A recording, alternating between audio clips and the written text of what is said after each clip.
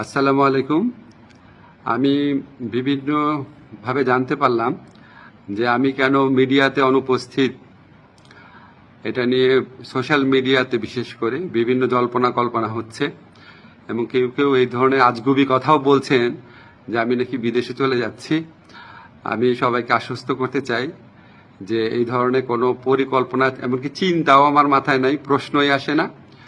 আমি মনে করি এই ধরনের গুজব, গুঞ্জন এবং আজগুবি বিভিন্ন তথ্য যারা ছড়াচ্ছেন, এটা হচ্ছে আজকে ছাত্র জনতার যে ঐতিহাসিক জুলাই বিপ্লবের মাধ্যমে আজকে যে জনগণের প্রত্যাশা সৃষ্টি হয়েছে সেটাকে বিভ্রান্ত করা এবং জনমনে অহেতুক প্রশ্ন সৃষ্টি করার একটা অসৎ উদ্দেশ্যে করা হচ্ছে।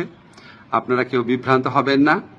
আমি কয়েকদিন আগেও পত্রিকাতে ইন্টারভিউ দিয়েছি, তবে এটা ঠিক আমি একটু মিডিয়াতে কম আসছি কারণ আমার অনেক কাজ এবং আমার কাছে মনে হয়েছে যদি আমার কার্যক্রমে যদি কোনো অগ্রগতি হয় সেটা আমি জানাবো। অহেতুক এখন তো আমি আর টক শো এর মানুষ না, এখন আমাকে কাজ করতে হবে, কাজটাতে বেশি কনসেন্ট্রেট করতে হবে।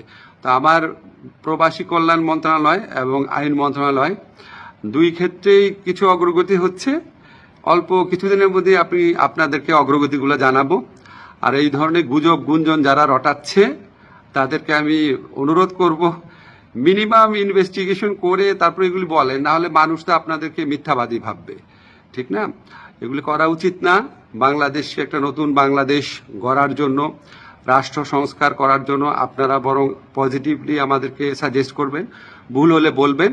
একদম সম্পূর্ণ আপনার আজগুবি, একদম অবিশ্বাস্য, অকল্পনীয় তথ্য এগুলি দেওয়া তো কোনো মানে হয় না, এটা এক ধরনের চরিত্র হননও। তো এগুলি করা ঠিক না। আপনারা আশা করি সকল বিভ্রান্তির অবসান ঘটবে আমার বক্তব্যের মধ্যে দিয়ে। সবাই ভালো থাকবেন। ধন্যবাদ সবাইকে।